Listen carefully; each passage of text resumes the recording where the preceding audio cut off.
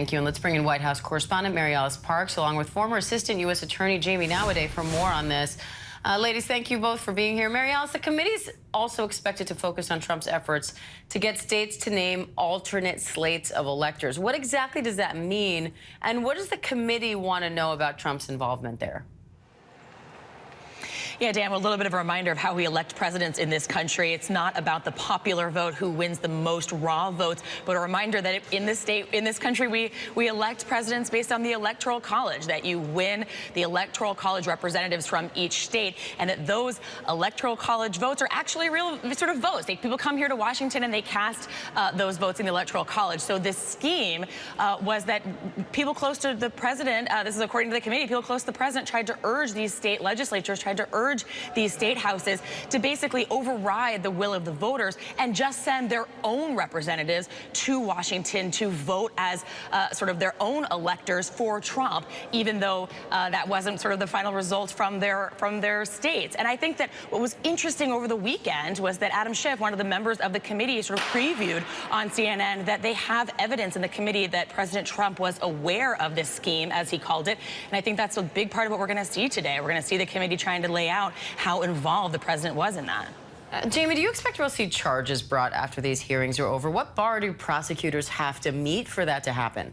Well, they have to show that Trump and others knew that Trump really lost the election and knew that the scheme to throw out the electors was unlawful. So if he was simply misguided, believed that he truly won and this election was being stolen from him and was engaging in a lot of the same tactics, that wouldn't be quite enough to make a criminal case. So what we see again and again is this emphasis by the committee to focus on, because we don't have direct evidence, we don't have testimony where somebody heard Trump say, I know I lost, I know what I'm proposing is illegal.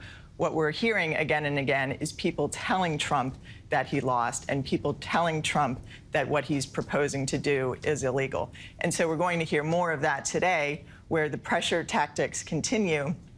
And while all of this is important for the committee, I think, to generate public interest, to see that these are everyday people, in particular Shaye Moss, somebody we haven't heard from before, who's a public servant, an election worker, who didn't ask for the spotlight, didn't ask for any of this, and finds threats literally on her doorstep. That's very important for generating public interest and concern about all of this. But also the testimony from the Georgia officials will show once again that he was informed, that Trump was informed that what you're asking me to do is unlawful and I can't do it. And MaryAlice, this election worker who says she's received death threats, she's not alone. The Department of Justice has dozens of investigations underway now into more than 850 reported threats against election workers since last summer. How big of a problem is this, and what's being done about it? Yeah, it's a major problem. We've heard states really worried about this, trying to recruit people, but people are nervous about being election workers, nervous about being poll workers because of the kinds of threats that they saw their colleagues and other people around them in their community receive last go around. You know, it's so important to remember that these election workers are public servants trying to do the job of our democracy and trying to do that locally. You know, part of what keeps our elections so safe is the fact that it is decentralized, run at the local level with members of the local community running state elections, and that's part of how that's part of the greatest sort of security apparatus for our elections. And it is just so striking and so devastating to read some of this testimony from Shaye Moss, who we're going to hear from later in front of the committee. You know, she sort of submitted some of her opening remarks, and she talks about how back in 2016 she worked on the election when President Trump won and Stacey Abrams lost. She said that didn't matter to her. She's not a political person. She was proud of that work because what makes her proud is knowing that every vote was counted fairly. But then she goes on to say, none of that mattered. Former President Trump, Rudy Giuliani, and their allies didn't like the outcome of the 2020 election, so they made up lies about us, even though we were simply doing our jobs. Just devastating testimony, Diane. Now, Jaimie, Trump's efforts to overturn the election are under a special grand jury investigation in Georgia. So what could we see come from that? Well, of course, we could see criminal charges come from that. I mean, that investigation is ongoing. But again, I think that the challenge will be showing what Trump knew at the time in order to prove intent. And because we don't have that direct evidence of intent, I expect that through the committee hearings and in Georgia, what prosecutors are going to try to do is show willful blindness, which satisfies the criminal intent element. And so the more evidence is generated and built up showing that he was advised again and again and again that he truly lost and that what he is proposing is unlawful, that can help demonstrate that Trump was willfully blind. And of course, the committee is not, the hearings that we're seeing from the House committee, they're not a criminal proceeding at all. But it does seem like they are trying to make a case here. So given that case and what you're saying, the legal burden would be if this does amount to charges, what are you looking out for today?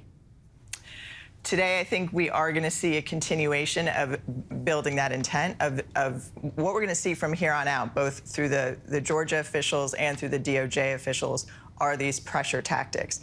Again, that Trump was advised by credible people in his inner circle that he trusted, that he lost, that what he was proposing to do was unlawful, and he proceeded anyway. That is going to be the theme going forward. And I think in addition to that, what we're going to see are these public interest pieces like Shea Moss to get the public to really care about this, because they're going to see a lot of faces that they've seen before. They might be tempted to click away, but if they see somebody new and they see this person is just like me, she didn't ask for any of this, she's trying to do her job, this is the type of thing that can happen to me, and this is why I need to care about this. This is why this needs to stop, and we need to deter this sort of conduct. So I think the committee is pushing forward on building the potential criminal referral at the same time selling this entire case and its importance to the public.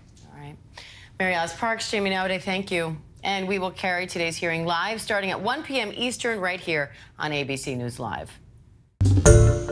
Hi, everyone. George Stephanopoulos here. Thanks for checking out the ABC News YouTube channel. If you'd like to get more videos, show highlights, and watch live event coverage, click on the right over here to subscribe to our channel. And don't forget to download the ABC News app for breaking news alerts. Thanks for watching.